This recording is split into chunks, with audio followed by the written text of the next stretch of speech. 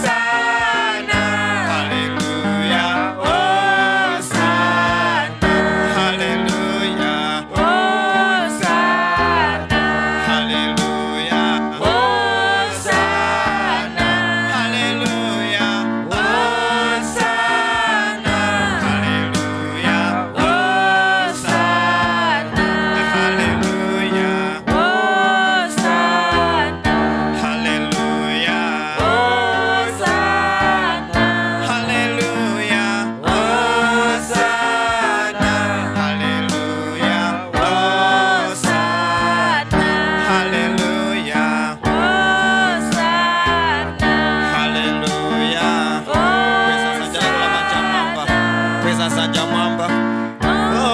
Hosana, haleluya. Hosana, haleluya. Hosana, Haleluya. Hosana, Haleluya. Hosana, Haleluya. Hosana, haleluya. Hosana, Haleluya. Hosana, Haleluya. Hosana, Haleluya. Hosana. Sing it, hallelujah. Hosana, Hallelujah. Hosana. Hallelujah. Hosana. Sing it, hallelujah. Hosana, Hallelujah. Hosana, Hallelujah. Hosana, Hallelujah. Hosana. Sing it, hallelujah. Hosana, Hallelujah. Hosana. Hallelujah. Hosana. Hallelujah. Hosana. Sing it, hallelujah. Hosana, Hallelujah. Hosana, Hallelujah. Hosana. Hallelujah. Hosana. Hallelujah. Hosana, Hallelujah. Hosana. Hallelujah. Hosana. Hallelujah. Hosana. Ngatungate kupemphera pamene ulipo, just pray pamene ulipo. Pamene ena akuimba hosana, iweyo uzipemphera pamenepo, pray. Kuti Ambuye ndili pano, musandisiye chimozimozi. Ambuye ndili malo ano, musandisiye chimozimozi. Pray. Ambuye ndili pano, musandisiye chimozimozi.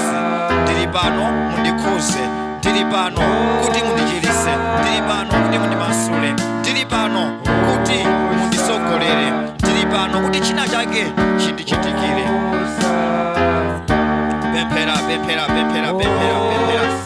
Yakobo akuti atakumana ndi mngelo ananena mawu akuti sindikusiyani mpaka namudandidalisa, sindikusiyani mpaka namudandidalisa. Nawenso pemphere kuti Ambuye sindichoka malo ano mpaka namudandidalisa, sindichoka malo ano mpaka namudandidalisa. Pemphere pamene uli, Ambuye mundikhuze, Ambuye muchite china chake ndi moyo wanga. Malo ano sindichoka mpaka namudandidalisa, mpaka namudandidalisa. Yakobo anayankhula akuti sindikusiya mngelo wa Mulungu mpaka utandidalisa. Ndipo Yakobo anadalisika akuti zina lake linasinthika kuchokera ku Yakobo kukakhala Israeli.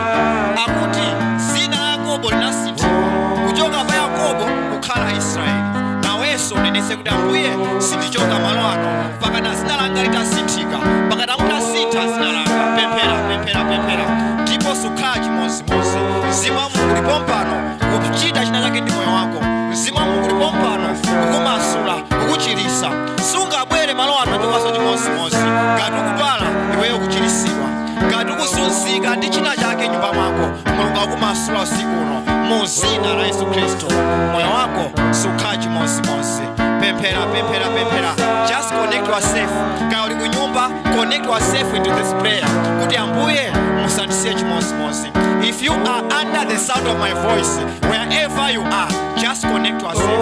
Moyo wako sukhala chimozimozi. Mulungu akumasula, Mulungu akuchiritsa. Zina lako likusinthika, Mulungu akusintha zina lako. Tili panopa kuti zako zikamasulidwe, tili panopa kuti zako zikambe kuyenda, tili panopa kuti china chake chikasinthike ndi moyo wako. Just connect yourself wherever you are. Your life will never be the same. Pray.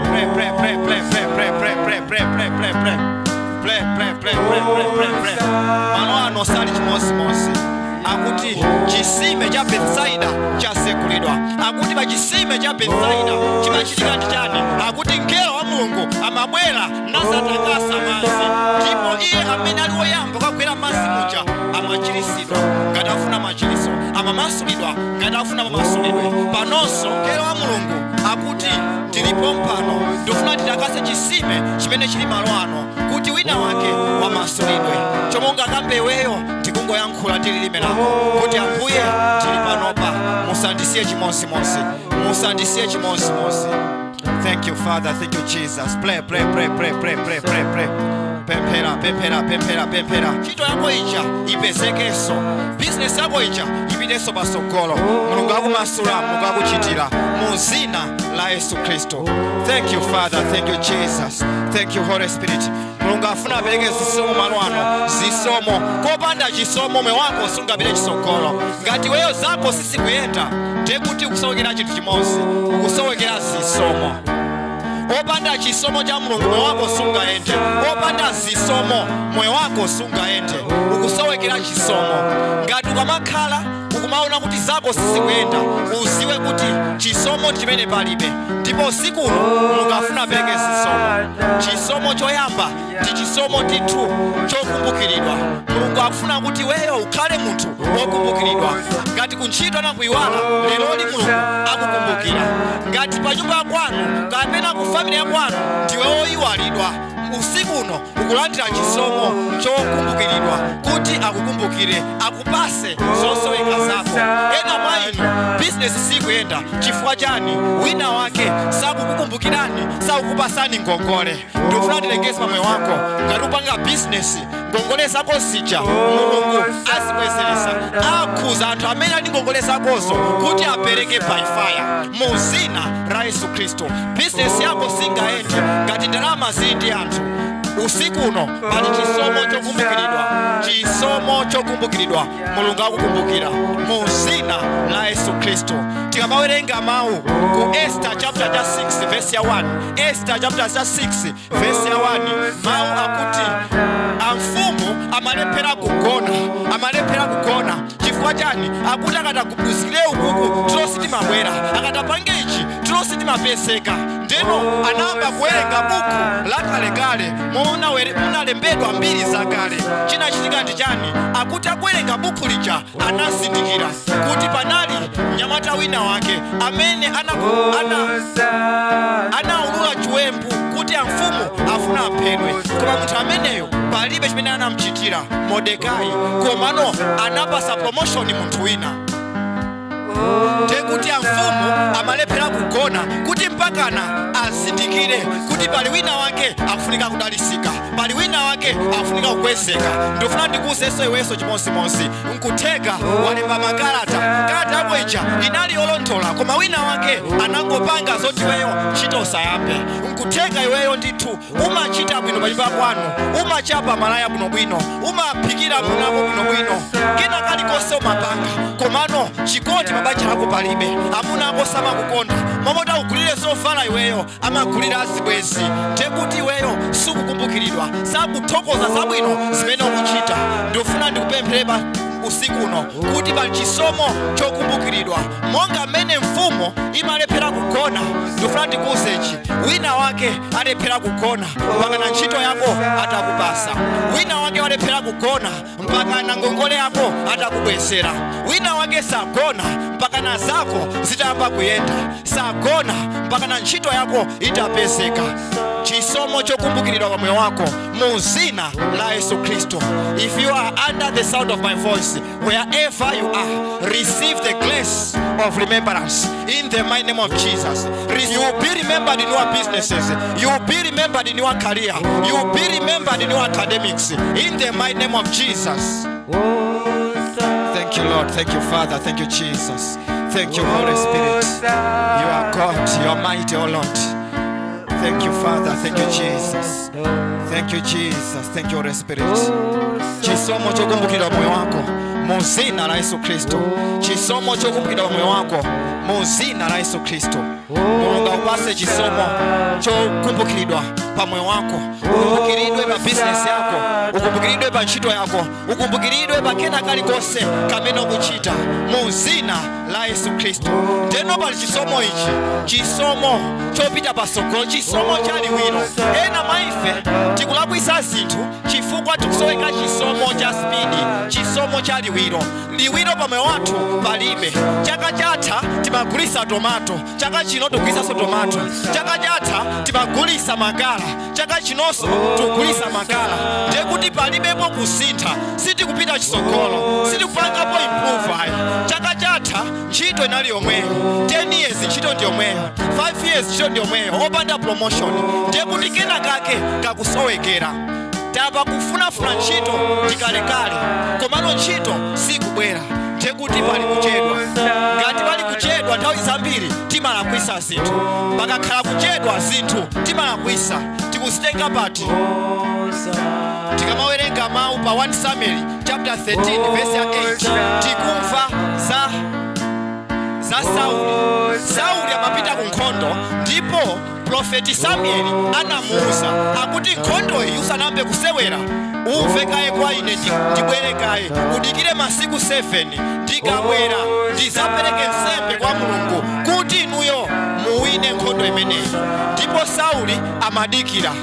Day 5 akudikira, day 6 akudikira, day number 7 akudikira, koma Samuel samatulukirayi, Samuel samaonekayi. Ndipo adani anamba kuyandikira, adani amabwera amayandikira, anamba kulandira ndithu spolopolo, komano Samuel samatulukira. Sauli anayamba mantha, anzake anayamba kubwera ndithu kuti kodi mufuna tife ankhondo azathu abwera, ifeyo sitinayambeko yayi, kodi mufuna tife?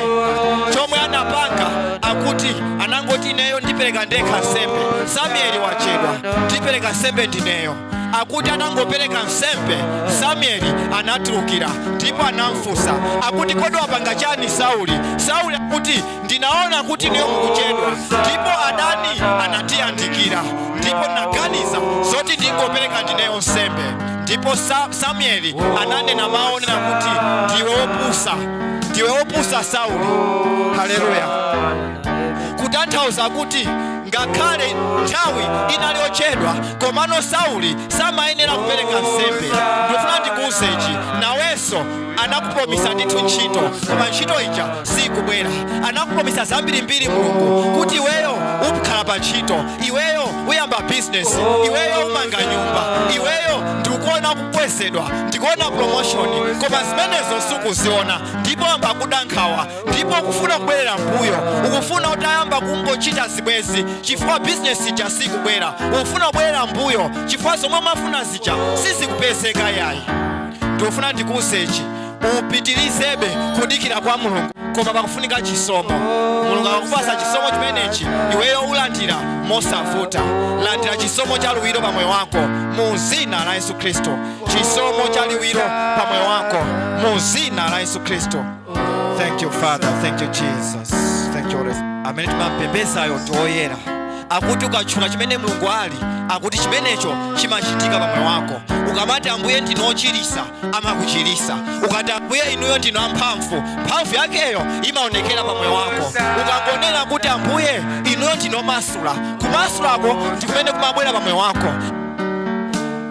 Oyera ndinu, oyera ndinu, oyera ndinu tu ambu, oyera ndinu, oyera ndinu, oyera, oyera ndinu, oyera, oyera ndinu tu ambu, oyera ndinu, oyera ndinu, oyera, oyera ndinu, oyera, oyera ndinu tu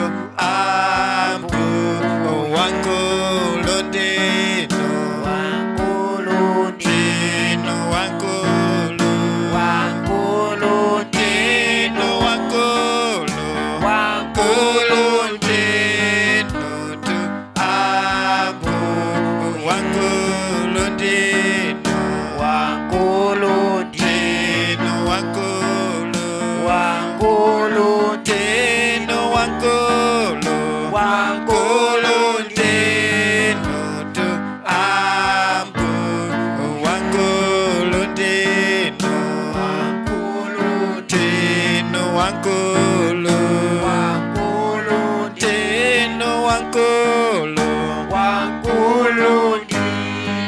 Tavesera. Ukamati ndinoyera, uziganisa moyo wako kuti kodi ndikufuna kuyera kwa mtundu wanji pa moyo wanga, osamangoyimba mwachimbeimbe ayi. Nyimbo imene ukamayimba ndi pemphero. Ukamati ndinu wankulu, ukuluwo upezeke pa business yako, ukuluwo upezeke pa nyumba yako, kuyerako kupezeke ndithu pa family ya kwanu, pakhale kuyera, pakhale kuchita zolungama. Ukamati ndinu wamphamvu, uzifufuza nyumba mwako kuti kodi ndipati pamene ndikufuna mphamvu ya Mulungu, kodi ndipati pamene ndikufuna mphamvu ya kumwamba. Ndiye kuti ukamayimba kuyimbako ndi pemphero, umona Mulungu akuchita china chake pa moyo wako. Hallelujah. Thank you, Father. Thank you, Jesus. Thank you, Holy Spirit. Oh yeah, lantino tu abu. Oh yeah, lantino.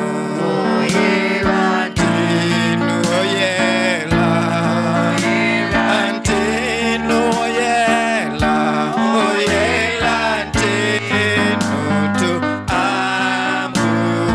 Oh yeah, lantino. Oh yeah, lantino. Oh yeah, lantino. Oh yeah, oh yeah, lantino tu abu. Oh yeah, lantino. Oh yeah, lantino. Oh yeah, lantino. Oh yeah, oh yeah, lantino tu abu. Oh wankulu tino, wankulu tino, wankulu, wankulu tino, wankulu, wankulu tino tu abu. Wankulu tino, wankulu tino, wankulu, wankulu tino, wankulu, wankulu tino tu abu. Chilisi ndino, chilisi ndino, chilisi ndino, chilisi ndino tu abu. Chilisi ndino, chilisi ndino, chilisi ndino, chilisi ndino tu abu. Tetesi ndino, ndino, tetesi ndino, tetesi ndino tu abu. Wankulu ndino, wankulu ndino, wankulu, wankulu ndino, wankulu, wankulu ndino tu abu. Wampavu, wampavu, wampavu, wampavu. Opanda mphamvu sungaime, wampavu. Opanda mphamvu ya Mulungu sizingaime. Chimene ufunika ndi mphamvu. Landira mphamvuyo mu dzina la Yesu Kristo. Landira mphamvuyo mu dzina la Yesu Kristo. Opanda mphamvu ya Mulungu business sungapanga. Ngati business yalephereka ndiye kuti mphamvu ya Mulungu palibepo. Ngati banja silikuyenda ndiye kuti mphamvu ya Mulungu palibepo. Ngati skulu yako sikupita pasogolo, ngati skulu yako sikuyenda ndiye kuti mphamvuyo palibepo. Chimene kusowekera ndi mphamvu. Ngati ntchitoyo sikuyenda ndiye kuti chimene kusowekera ndi mphamvu ya Mulungu, osati mphamvu zako. Ayi, osati ndi nzeru zako ayi. Chimene kusowekera ndi mphamvu ya Mulungu basi. Mphamvu ya Mulungu. Ambuye Yesu amauza ophunzira akuti ndisamone wina akuchoka mu Yerusalemu kupita kukatumikira. Ndisamone wina akuchoka mu Yerusalemu kupita kukachiritsa anthu. Ndisamone wina akuchoka mu Yerusalemu kupita kukatumikira. Mpaka nawo talandira chani? Mpaka nawo talandira mphamvu. Akuti mulandirekaye mphamvu. Opanda mphamvu sizingayende. Opanda mphamvu simungapite chitsogolo. Opanda mphamvu zanu sizingayende. Chimene kufunika iweyo ndi mphamvu. Landira mphamvu yakumwamba pa skulu yako mu dzina la Yesu Kristo. Landira mphamvu yakumwamba pa business yako mu dzina la Yesu Kristo. Landira mphamvu yakumwamba pa ntchito yako mu dzina la Yesu Kristo. Landira mphamvu yakumwamba pa banja lako mu dzina la Yesu Kristo.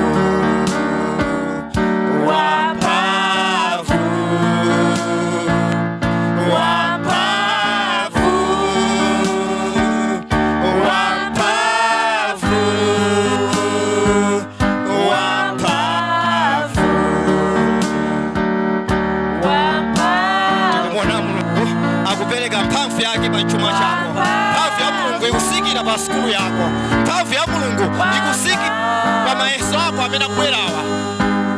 Mphamvu ya Mulungu ikusikira pa ntchito yako. Mphamvu ya Mulungu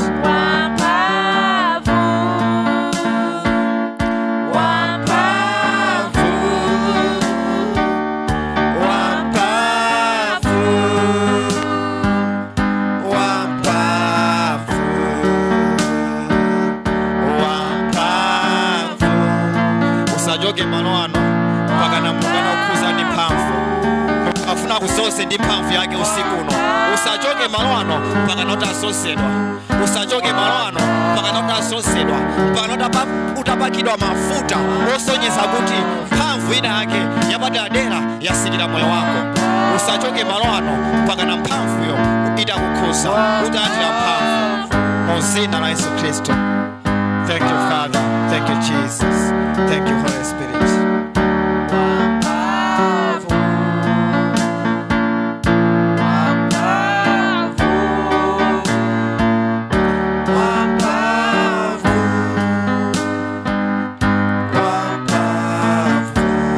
Wanyamula polandilira kwa Mulungu. Mulungu sapereka kwa amene sanakonzeke. Akutoyenera kukonzeka kuti ulandire kwa Mulungu. Ngati sunakonzeke sumalandira. Haleluya. Amen. Mulungu apamuza Yohane ku chivumbulutso akuti ku chechi la kwa Efeso lemba. Ku chechi la kwa Efeso lemba. Haleluya. Panali machechi ambirimbiri Mulungu amayankhula ndamati ku chechili lemba. Ku chechili lemba. Nthawi iliyonse ukamapita pamaso pa Mulungu uzidziwa kuti akakuza zinthu, akakuza zinkhani. Kodi wakonzeka kulemba zinkhani za lero? Tamfunsa neba wako kuti aneba mwakonzeka kulemba zinkhani za lero zochokera kwa Mulungu? Chifukwa Mulungu akonzeka kuyankhula nkhani usiku uno. Koma ngati olandirayo sanakonzeke Mulungu sayankhula kwambiri ayi. Kukonzeka kulandira kwa Mulungu ndi pamene wakonzeka kuvesera kapena kulandira zimene Mulungu akuyankhula, kuzilemba. Chifukwa nthawi zambiri Mulungu akamayankhula samangoyankhula ndi iweyo yayi, akuyankhula ndi iwo amene akubwera kumbuyo kwako. Kodi ngati sukulemba zimene Mulungu akuyankhula, nanga akumbuyo kwako uzapasa chani? Ukapasa chani? Kapena ukaphunzitsa chani? Haleluya. Tikamapita pamaso pa Mulungu kuti Ambuye mukatiyankhule, uzikhala ndi pena pake olembapo. Tilembe chimene Mulungu akundiyankhula. Ndilembe mavesi amene Mulungu akundipasa. Nkuthenga wina wake akafuna mavesiyo. Nkuthenga wina wake akafuna chilimbikitso chimenecho. Kodi chimene chikupangisa iweyo kuti ndiwe mwana wa Mulungu ndi chani? umapita ku chalichi, umapempheresa, umalalikira mawu a Mulungu. Kodi kulalikira mawu a Mulungu ndiye kuti ndiwe mwana wa Mulungu? Kupita ku chalichi ndiye kuti ndiwe mwana wa Mulungu? Kuwerenga Baibulo ndiye kuti ndiwe mwana wa Mulungu? Kuliziwa kwambiri ndiwe mwana wa Mulungu? Kupemphera malilime zimatanthauza kuti ndiwe mwana wa Mulungu? Kutulusa ziwanda ndiye kuti ndiwe mwana wa Mulungu?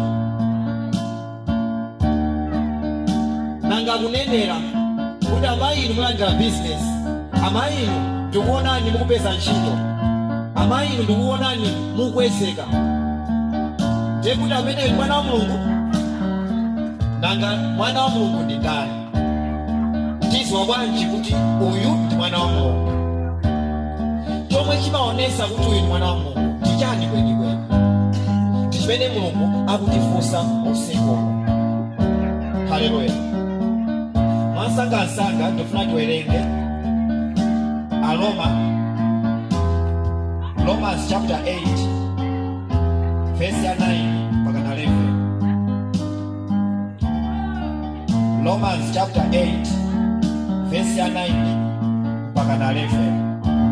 Akuti ndiwe wakuthupi ayi, koma ndiwe mwana wa Mulungu. Chifukwa chani? Akuti ngatidi Mzimu wa Mulungu uli mkati mwako. Kodi chifukwa chani Baibulo likuti ngatidi? Akuti iweyo ndiwe mwana wa Mulungu, osati mwana wa kuthupi. Ngatidi Mzimu wa Mulungu uli mkati mwako. Baibulo likamati ngatidi ndiye kuti balikani. Haleluya. Akuti ngatidi ngati amayi kunyumba, akuti iweyo ndikupasa sima, ngatidi unapita ku skulu, ndiye kuti balikani tu pamene. Ndiye kuti nkutheka anakuona kumsika, nkutheka anakuona pena pake, nkutheka anakuona kusewera kwina kwake. Akuti ngati ukufuna sima ndikupasa, ngatidi unapitadi ku skulu, ndiye kuti balikani pamene. Timati ndife a Kristu poti tupita ku chalichi, timati ndife a Kristu poti tupemphera malilime, timati ndife a Kristu poti ifeyo tikulalikira mawu, tuphunzitsa mawu, timati ndife a Kristu poti ifeyo timapemphera malilime kapena timatulusa ziwanda, ndiye kuti ndife a Kristu. Akuti si choncho ayi. Akuti ngatidi Mzimu wa Mulungu uli mkati mwako, ndiye kuti iweyo ndiwedi mwana wa Mulungu. Kusonyeza kuti ndiwe mwana wa Mulungu ngati Mzimu uli mkati mwako. Akuti ambiri ndazipamaso akulalikira mawu machalichimo, komano sakumuziwa amene akuphunzitsayo, sakumuziwa amene akulalikirayo. Akuti bola zawo zikuyenda, bola akutulusa ziwanda, bola akupemphera anthu akuchira, bola akutulusa ziwanda, bola anthu akuchirisidwa, bola anthu akulandira mauneneri, ndiye kuti zikuyenda. Pamene palibe chimene chikudani, palibe chimene chikuyenda. Haleluya. Tena Ambuye akuti kodi mwana wa Mulungu ndi ndani? Akuti mwana wa Mulunguyo ndi amene ali ndi Mzimu mkati mwake, ndi amene Mzimu uli mkati mwake. Ngati Mzimu wa Mulungu uli mkati mwako, ndiye kuti weyo ndiwe mwana wa Mulungu.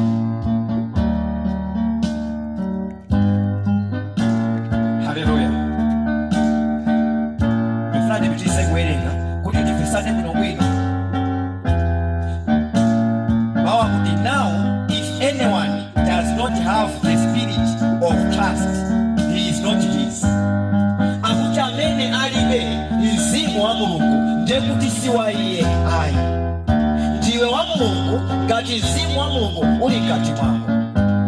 Si wa Mulungu ngati challenge, si wa Mulungu ngati ukupemphera malilime, kapena ngati ukwaziwa mawu, ngati ukuwerenga mawu, ngati kunyamula Baibulo. Sikuti ndi wa Mulungu ayi. Ndiwe mwana wa Mulungu ngati uli ndi Mzimu wa Mulungu. Siyo wa thupi, komano wa Mulungu ngati uli ndi Mzimu wa Mulungu mkati mwako. Haleluya. Thank you, Father. verse 10. The Bible says, and if Christ is in you, the body is dead because of sin, but the spirit is life because of righteousness. Hallelujah. Akuti mzimuwo umene kubwera mkati mwako, mzimuwo tumene umabweretsa chani, akuti umabweretsa moyo pa moyo wako. Ukhala ndi moyo ngati mzimu wa Mulungu uli mkati mwako. Teno akuti pamene pali moyo, pamene pali mzimu wa Mulungu, akuti thupi silimakhalapo ayi. Pamene pali mzimu wa Mulungu, ndiye kuti thupi likuyenera kufa.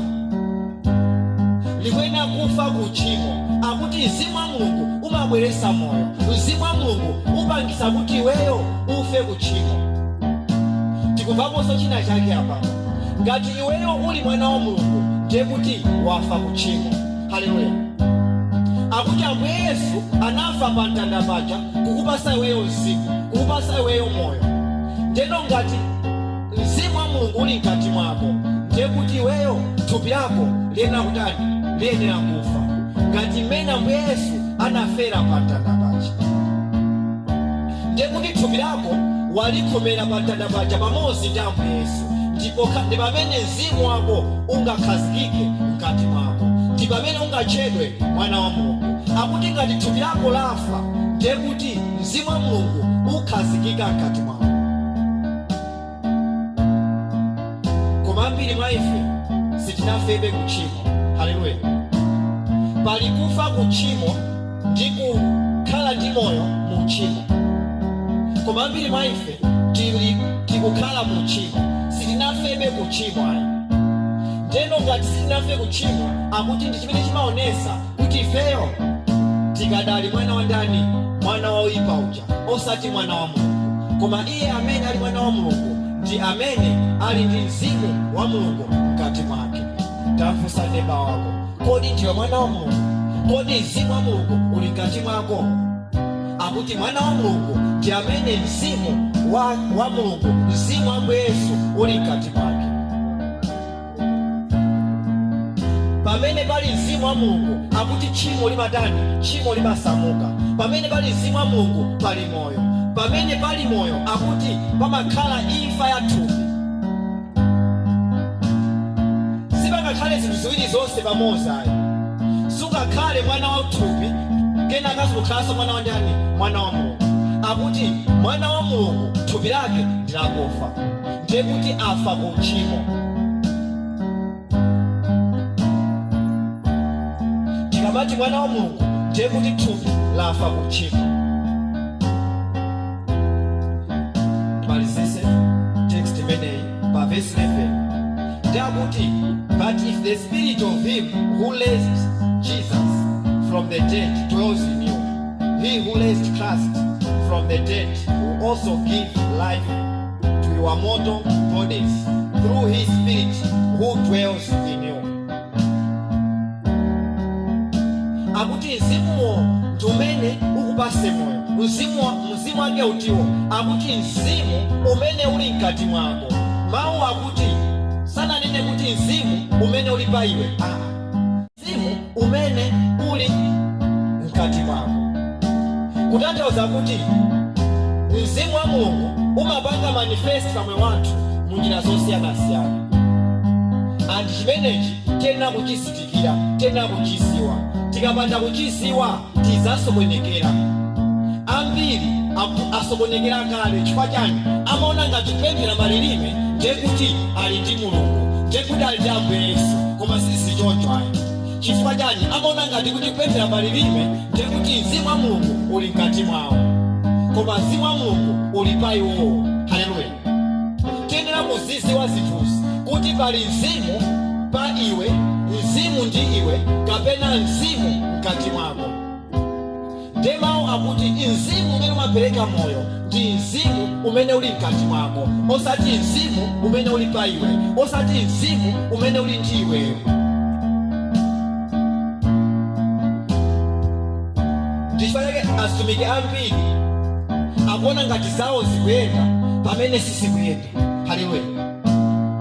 And Ambuye Yesu akuzitchula mawu awo kuti tikhale anthu odani? Tikhale anthu ozindikira. tikamawerenga Mateyo chapter 7 verse 21, Ambuye Yesu amayankhula akuti pa tsiku lomaliza ambiri azanena, Atate, timachirisa mu dzina lanu, timalalikira mu dzina lanu, timamasula mu dzina lanu, timatulutsa ziwanda mu dzina lanu. Koma Ambuye Yesu akuti ndizanena kuti sindikukudziwa, tiye uku. Haleluya.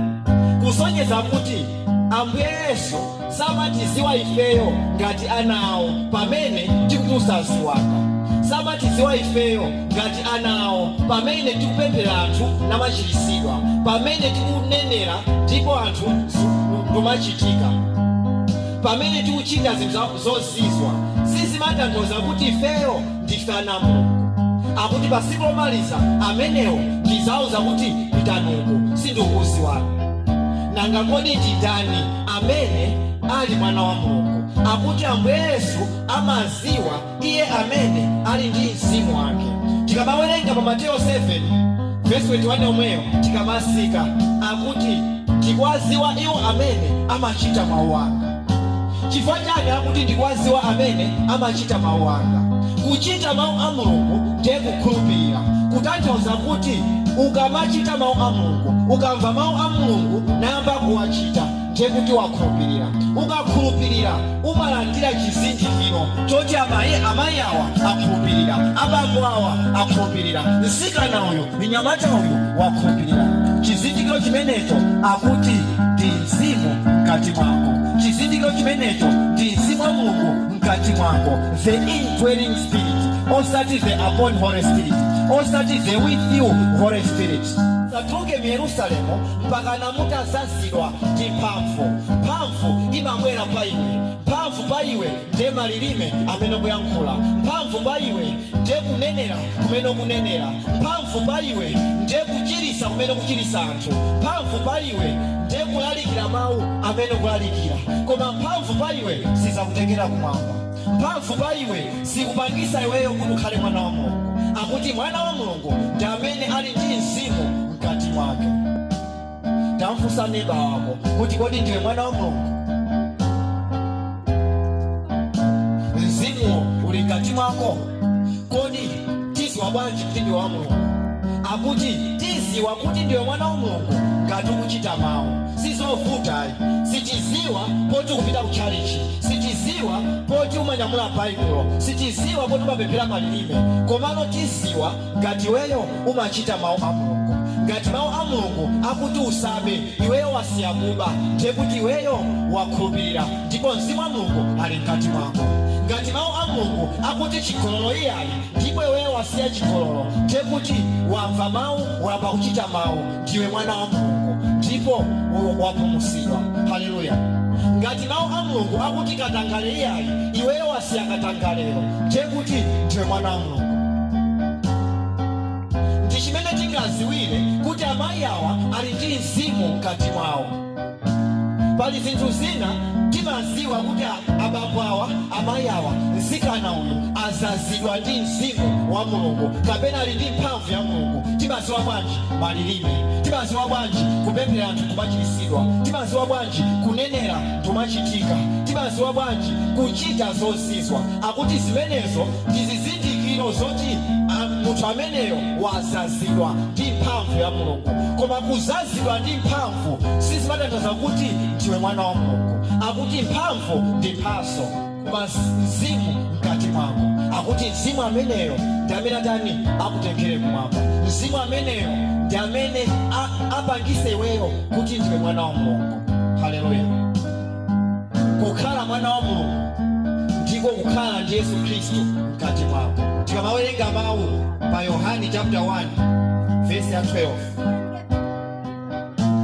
Yohani chapter 1 verse ya 12. Mawu akuti iwo amene anamulandira iye. Iwo amene anamulandira iye ndani? Yesu Kristu, mzimu wa Mulungu mkati mwawo. But as many as received him, as many as received him. Received who? The Holy Spirit, the indwelling. Received who? Jesus. According to them, he gave the right to become children of God. Fuso lathu toti kodi mwana wa Mulungu ndi ndani? Ndiye mawu akuti kwa onse amene anamulandira iye, akuti amenewo anapasa ufulu, anapasa ulamuliro okhala ana a Mulungu. Kutanthauza kuti sungakhale mwana wa Mulungu opanda kumulandira iye, sungakhale mwana wa Mulungu opanda kumulandira Yesu Khristu. Akuti ndiwe mwana wa Mulungu ngati uli ndi Mzimu wa Mulungu mkati mwako. Akuti kodi njatiwo amene amulandira Mzimu wa Mulungu? Kodi njatiwo amene alandira Yesu Khristu? Kodi kulandira Yesu Khristu sitanthauza chani? Akulongosolanso pasi pake akuti to those who believe in his name. Akuti kwa iwo amene akhulupirira mu dzina lake. Kutanthauza kuti ukhala mwana wa Mulungu ngati wakhulupirira mu dzina lake. Ukakhulupirira mu dzina lake, ukakhulupirira mawu ake, ndiye kuti ukhala ndi Mzimu mkati mwako. Sungakhulupirire chinthu chimene sunamve, kapena sungakhulupirire chinthu chimene sukupanga. Chimene ukupanga ndiye kuti wachikhulupirira. Ndichifukwa Ambuye Yesu akuti inuyo sindikukudziwani, koma ndikudziwa iwo amene amachita mawu anga. Ndiye kuti ngati ukuchita mawu a Mulungu zimatanthauza kuti wakhulupirira. Ngati wakhulupirira, Mulungu amakupasa chizindikiro choti uyudi ndi wokhulupirira. Chizindikiro chimenecho ndi Mzimu wa Mulungu mkati mwako, ndiye kuti ndiwe mwana wa Mulungu. Koma moti pa dziko lapansi Mzimu wa Mulungu sungamuone mkati mwa ndani mwa munthu. Ndi Mzimu pa munthu amene tingamuone. Chifukwa chani? Mzimu pa munthu umaonesa zintchito zoonekera ndithu. Kupemphera malilime timadziwa kuti pali mphamvu. Komano akuti Mzimu mwa munthu mkati mwake, the indwelling Holy Spirit, kuti tikaziwe ndi pamene munthu uja tikuona kuti akuchita mawu a Mulungu. Teno aneba athu asatipusise, iwo amene atiyandikira asatipusise. Mwana wa Mulungu samana amayi, samambayi. Mwana wa Mulungu chigololo mulibe, mwana wa Mulungu katankhale palibepo. Teno ukamaona zintchito zimenezo uziwe kuti uyu si mwana wa Mulungu. Usiku uno Mulungu watifunsa funso, kodi mwana wa Mulungu ndi ndani? Nanga kodi weyo ndiwe mwana wa Mulungu? Ndi tsiku la pamwamba loti weyo ukalire kwa Ambuye kuti Ambuye ndikhale mwana wanu, nditengeni ndikhale mwana wanu. Akuti ndi Mzimu wa Mulungu, ndi Mzimu wake, akuti ifeyo we were adopted to be his sons, to be the children of God. Jesus is coming. Are you ready for the coming of Jesus? Nthawi yokonza moyo wako ndiyo ino, osati nthawi imene uli thupi chabe. Akuti thupi lena ukhala kufa panopa, thupi panopa lena ukhala kufa, ukhale ndi moyo mu Mzimu wa Mulungu. Komano ukapanga vice versa, uzaoneka thupi lija zaoneka la kufa nthawi imeneyo. Ena akufuna kuti akupempherere pamene pabechitika dani chingachitike. Nthawi yosintha zinthu ndi panopa, osati uli mbokosani. Panopa ndi pamene ungasinthe zinthu, ndi pamene ungapangise kuti ukhale mwana wa Mulungu. Tsiku la imfa yako oladalalika cha mtundu wanji, ngati wafa usali mwana wa Mulungu, olalalikira kuyambira mamawa mpaka na mansulo, olazimusa amipingo yonse abwere azalalikire pa maliro ako, palibe chizasinthike. Ngati wafa mu tchimo, ndiye kuti ndimene zilili upita chimozimozi. Tena ukhala serious ndi zinthu zenizeni. Ambiri mwa ife timapita ku chalichi osati kuti ngakhale ana a Mulungu, koma ngakhale ana a chalichi. Haleluya. Mundimvesa bwinobwino. Timapita ku chalichi osati kuti ngakhale ana a Mulungu, timafuna tikakhale ana a mpingo, ana a chalichi. Ndikazafa azalalikire pa maliro anga, ndikazafa ndofuna kuti akwaya azayimbe pa maliro anga. Ndiye kuti tikupita ku chalichi kuti tikhale ana a mpingo, ana a chalichi, osati ana a Mulungu. koma Mulungu akuti ine ndikubwera ndipo ndikubwerera ana anga osati ana a tchalichi. Ukafa uli mwana wa tchalichi olo atalalikira ndi maspika makeyboard akwaya atabwera mphiripiri olo azitumikira alikira atatu folo ngati wafa mu tchimo palibe chimene chisitika.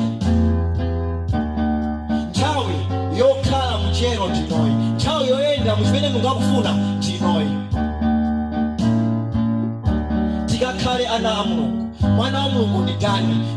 Mwana wa Mulungu si amene amavala uniform ya mvano, si amene amayimba kuchalichi, si amene ali wa praise team kapena worship. Ayi, akuti mwana wa Mulungu ndi amene ali ndi mzimu mkati mwake. Ameneyo ndi mwana wa Mulungu. In fact, pamaliro sitilalikira kuti amene wafayo tisinthe china chake. Ayi, pamaliro timalalikira kuti amene amwera kumaliro aja anaonso azindikire kuti mawu anguteka ndizakhala ine. Kodi ndakonzeka? Mwina next week ndizakhala ineyo. Tikamati mzimu wawo usentendere limene lija ndi pemphero. Wina alesa mapemphera amafuna zabwino kwa Mulungu. Ndi tikamati mzimu wawo usentendere ndiye kuti tikuwafunira zabwino. Akuti munthu ndi mzimu osati thupi. Komano pamene pali thupi palibepo pemphero lingadani lingasinthe thupi.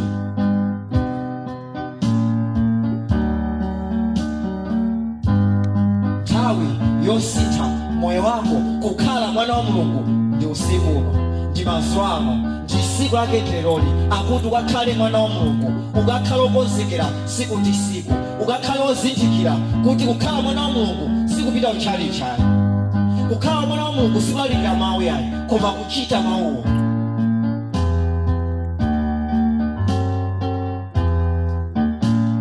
Akuyesa kuti ndikubwera, ndizabwera ngati mbala, ndipo ndikubwerera iwo amene ali ana a Mulungu. Kodi ndiwe mwana wa Mulungu? Kodi ukuchita mawu? Kodi mzimu wa Mulungu uli mkati mwako? In fact, pasiku lomaliza lija mzimu uja umene uli mkati mwako ndi umene uzakutenge iweyo na kwatulidwa kwakumana ndi Ambuye Yesu malengalenga. Ambuye Yesu anachoka bwanji pa dziko lapansi? Akuti Ambuye Yesu akuti ophunzira amangoaona kupita malengalenga. Kuti mzimu wa Mulungu omwe unabweresa pa dziko lapansi unatenganso chimozimozi nawenso pa tsiku lomaliza. Ndi mzimu wa Mulungu umene uli mkati mwako umenewo uzakutenga nakumana ndi Ambuye Yesu malengalenga. Ngati ulibe mzimu umenewo ndiye kuti uzakhalikira pa dziko lapansi. Ambiri mwa ife timaona ngati pa tsiku lomaliza dziko lizangotha kapena mapiri azangogudubuzika tonse tikufa. Ayi, pa tsiku lomaliza moyo uzachitika chimozimozi. Tikamawerenga mawu akuti banja lizakhala kumunda kulima. Akuti azangoona kuti wina wapita wakwatulidwa, wina akutani akulimabe. Amuna anga sindikuwaona, kodi ali kuti akwatulidwa. Iwe uli pamundabe upanga chani? Mkwatulo wachitika. Moyo uzapitirira kuzakhala ndithu milandu ku polisi. Ine mwana wanga sindikumuona, ine amuna anga akusowa, inetu akazi anga sindikuwaona. Chifukwa chani? Akwatulidwa. Iweyo chifukwa chani sinakwatulidwe? Mzimu sunali mkati mwako, unali ndiweyo. Umakutenga ndithu mwana wanga tiye kutchalichi ukamve mawu. Umapita ndithu umamva mawu koma mangoti akusawawa shut up, sindingasiye zimenezi. Haleluya. Ndiye kuti mzimu uja tsiku limene mzimu wa Mulungu uzaulole kuti upezeke mkati mwako, akuti ndi tsiku limene weyo uzapulumutsidwe. Ndi tsiku limene uzakhale wokonzeka kuti mkwatulo kamabwera upite limodzi ndi Ambuye Yesu. Imfa ikamabwera ufe mwa Yesu Khristu. Mzimu tikukamba omwewo ndi umene uzakunyamulenso iweyo kupita malengalenga kwakumana ndi Ambuye Yesu. Mwina kukhala ndi mafunso zangu watulo zinamba uzikamba kalekale sikubwera bwanji. Ndofuna uzindikire ichi, nthawi imene ukumva za imfa wina wafa uzingozifsafuso limene kodi amene wafa mwa mtundu wanji? Wafa mwa Yesu Khristu kapena wafa mu tchimo? Ngati afa mwa Yesu Khristu wakwatulidwa, akafa mu tchimo ndi kuti ameneyo wasemphana nazo. Haleluya. Nthawi yosinthira mathero ako ndi imeneyi. Tiyeni tiyambe kuchita mawu, tiyeni tikhale ana a Mulungu. Tayimirira pamene ulipo. kupereka moyo wako kwa Mulungu zimatanthauza kuti iweyo kuti thupi lako ndilakufa. Moyo wanga ndakupasani inuyo Baba, moyo wanga ndakupasani inuyo, chitani nawo monga mene mudani, monga mene mukufunira.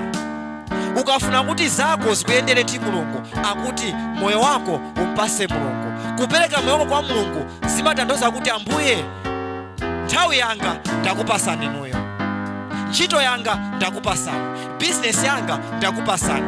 Mukanena kuti mwana wanga leroli usatuluke mnyumba uzingopemphera usapite ku business, Ambuye ndizakumverani. Akuti kumeneko ndiye kumatanthauza kuti moyo wako wapasa Ambuye. Moyo wako ndi nthawi. Ngati pali chinthu chimene chikapita sichingabwereso ndi nthawi. Nthawi yako ndi moyo wako. 24 hours zimene waitaya suzigenaso ayi.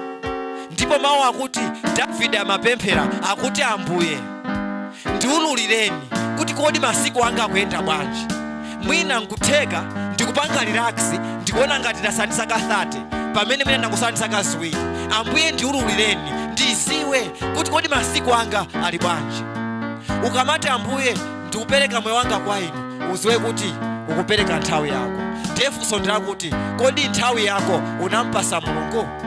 Kuyambira mamawo zafika panopa, kodi wapangapo chani chogwiza na kuti wewe umankonda Mulungu? Wapangapo chani choonesa kuti Mulungu umankonda?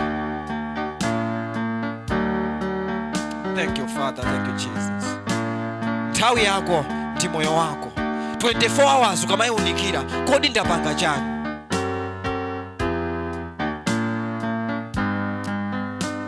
Samanjago mamba. Moyo wanga ndipeleka kwa inu, moyo wanga ndipeleka kwa inu, Ambuye muchite nawo. Zanga ndipeleka kwa inu, zanga ndipeleka kwa inu, Ambuye muchite nane, Ambuye nthawi yanga ndikupasani usiku uno, nthawi yanga ndikupasani usiku uno. Nthawi yanga tengani ndigwirisa monga mene mukufunira, ndigwirisa monga mwakufuna kwanu. Nditengeni ukhala mwana wanu musiku uno, nditengeni ukhala mwana wanu. Ndamva mawu anu kuti pamene ndikuchita mawu anu ndi pamene ndingakhale mwana wanu. Ambuye nditengeni ndikhale mwana wanu, ndiloleni ndikhale mwana wanu. Ndatopa nalo zikoli, ndifuna ndikhale mwana wanu.